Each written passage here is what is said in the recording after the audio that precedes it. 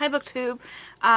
So I've decided to make a book haul because not only are they fun and easy to do and showcase my personality and excitement for books, but they build community as well, so more excuses to buy books.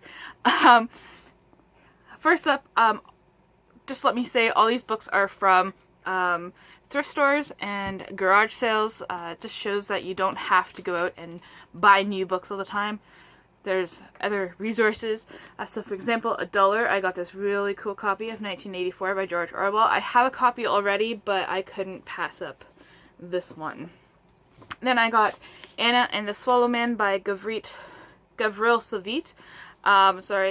And this is a World War II novel, but it takes place in Poland. The Germans take this little girl's father when they're doing their purge of intellectuals in Poland, and she meets this other man called the Swallow Man, and he kind of takes her under his wings. So yeah. Then I got a children's book, David Walliams' Billionaire Boy. I love David Walliams. I believe I've done a review of The Boy in the Dress. I'll link that down below. So I now got a Billionaire Boy. Then I got another Serendipity collection. This is a bind-up. And the only one I have in this already is Serendipity. So this one includes Memily, Zippity Zoom, Sassafras, Rhubarb, Mingling, and Butterwings. 75 cents I paid for this collection. And then I've been keeping an eye out for the Neapolitan novels at thrift stores because I want to try it, but I don't want to spend the money. And I found books 2, 3, and 4. In the series, not book 1, I guess someone got to it before me, but I'm sure I'll find it somewhere.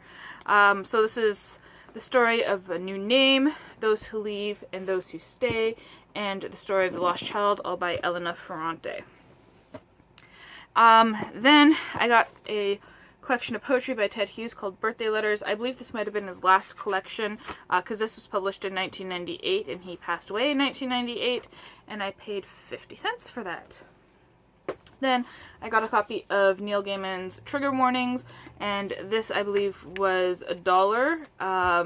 The sticker's not on it anymore, but I've already listened to this on audiobook, but I wanted a copy, and I love hardcovers, so there we go.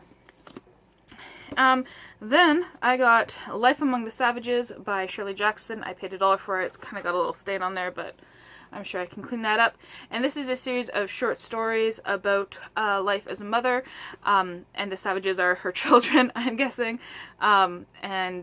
She starts off saying, you know, we have 2 kids and 5,000 books. By the time the story ends, we're going to have 20 kids and 1,000,000 books, and that sounds like an awesome life for me. So yeah. Then I already started reading this one. This is Silk by Alessandro Barrico, translated from the Italian by Guido Waldman. And this is about a Frenchman in the 1860s who gets sent to Japan to buy silkworm eggs, and the stuff that happens. I'm definitely going to do a review of this. It is so beautiful, so beautiful.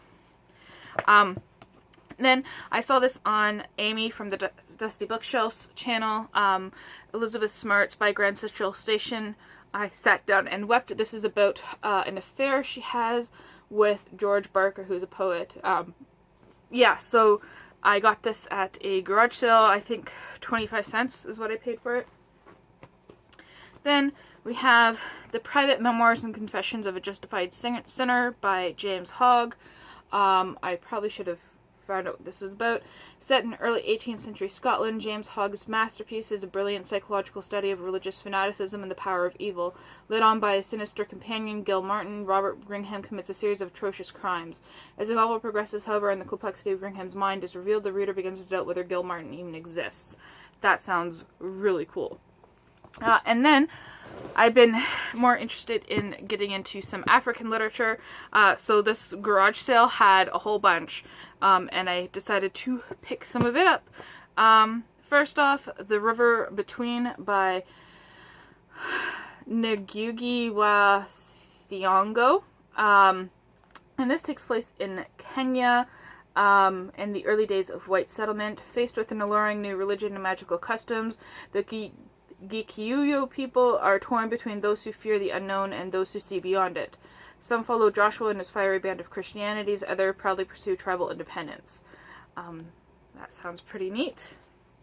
And then we have Ruth First's 117 Days, which is a memoir about a South African journalist who was arrested and put into solitary confinement in 1963 under the government's infamous 90-day detention law, as she fought against apartheid. And then I got this, I think it's a series, by Laurens Vanderpost, A Story Like the Wind and A Far Off Place. These are written by a South African author. A Far Off Place tells of the flight of Francois and Nani, pursued by the flames of Hunter's Drift by a band of terrorists, and their journey through the Kalahari in the company of the Bushmen Zabo and Nguyen Tara. Oh, this is the sequel. This is the first one.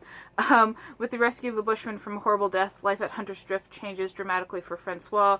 His subsequent secret friendship with the outcast Zabu, the strange pilgrimage to the distant kraal of, oh golly, I don't think I can pronounce this, Ulangaliabaliala, the greatest of all witch doctors, and his extraordinary encounter and relationship with Luciana Monckton are interwoven with the magnificent and mysterious happenings in the African bush.